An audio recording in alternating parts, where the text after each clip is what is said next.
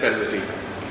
Now I want to talk a little bit about the judgment in Bhullar and its discourse on terrorism contained therein. It's a very worrying judgment as far as I'm concerned. It is worrying on multiple fronts. It is worrying that two judges of the Supreme Court take reasoning pretty much from a common person's perspective, that they start by saying, what about the rights of those who are killed? What about the rights of those who are killed by terrorists? And that shows a fundamental misunderstanding by the court as to what is the nature of the proceeding before it. That what is the court being asked to decide? And therefore the court, when it says that as far as delay is concerned, the court's position is quite interesting. It says, yes, delay is constitutionally relevant for all category of death row prisoners except those who have been convicted under terrorist offences, under anti-terror legislations. The court has no reason to say as to why in its death penalty jurisprudence there is a distinction between those who are given the death penalty subsequent to their conviction under anti-terror legislations and those who have been given the death penalty under other legislations. The court has no justification as to why it must discriminate on, as far as this issue is concerned, between those on death row as part of the anti-terror legislations and those that are not. The court's justification is that the nature of the crime is very different.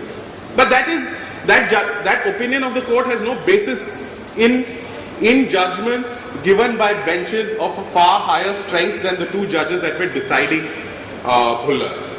And it comes out very plainly in the subsequent judgment very recently given in Mahendranath, where the same two judges hold that delay can be a ground for commuting the death sentence to life.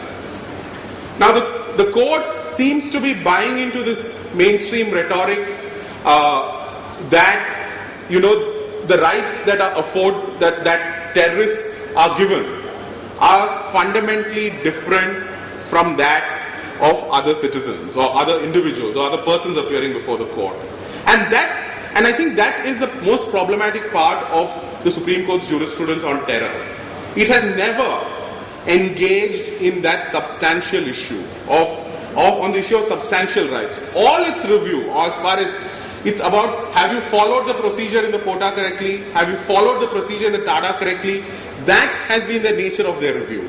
It has never been about the substantial rights of terrorists or whatever the state brands as terrorists.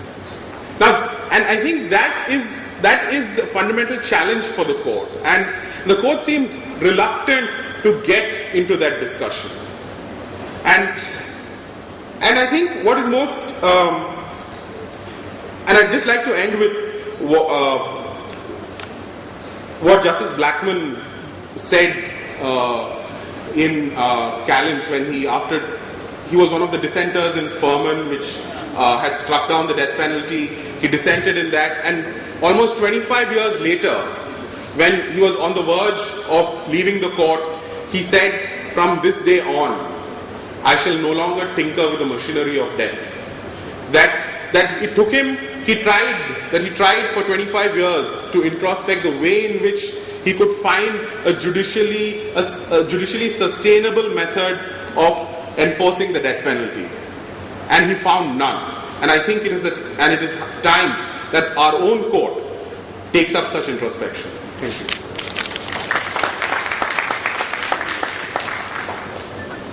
Thank you for Professor Anup giving that very contemporary and important analysis on how the Supreme Court has applied a different standard in alleged terrorist cases. I think Colin has had to sort of leave, so I'll introduce the next part of the proceedings. Megan Lee, who is a very prominent anti-death penalty campaigner from Reprieve, was supposed to come from London to deliver a talk, and unfortunately she couldn't make the sort of lecture in time because of visa problems. But what she has done is she's pre-recorded a lecture regarding the death penalty. As with Amnesty International and other international NGOs, Reprieve has followed very closely the developments of the death penalty being reenacted now in India and the moratorium being broken. So she's going to deliver via the sort of video recording a lecture that's been pre-recorded. Reprieve. On behalf of Reprieve, I'd like to thank Satnam Baines and the Human Rights Law Network for the opportunity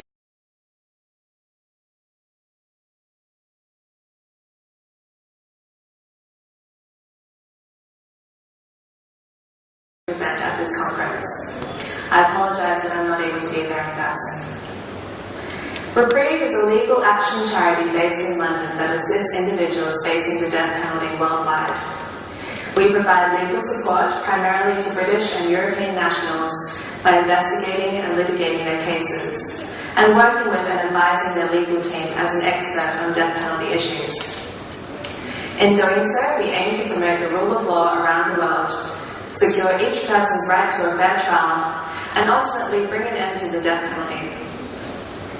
Although Professor Bhullar is not a British or European national, his case is an exceptional one. We became involved in the case at the request of Professor Bhullar's cousin, Kamalpreet Basi, via a Member of Parliament in the UK, Chris Williamson. Reprieve also has particular experience with mobilising European governments to take action on behalf of those facing the death penalty, and have helped to facilitate diplomatic assistance and representations in capital cases. This is something which is relevant in Professor Bhullar's case, given Germany's involvement in his unlawful extradition to India to face capital charges.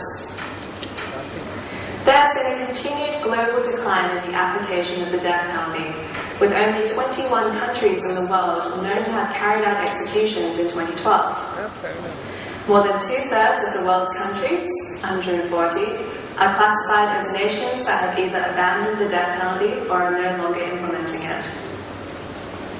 Alongside the global decline in executions are international standards which require the death penalty to be treated as an exceptional measure, and its application to be strictly limited to only the most serious crimes. These standards also prohibit the application of the death penalty in a number of circumstances, such as where the right to a fair trial or other rights under the ICCPR have been violated, or where the individual was under 18 at the time the offence was committed, or mentally ill, mentally retarded, pregnant, or had dependent infants.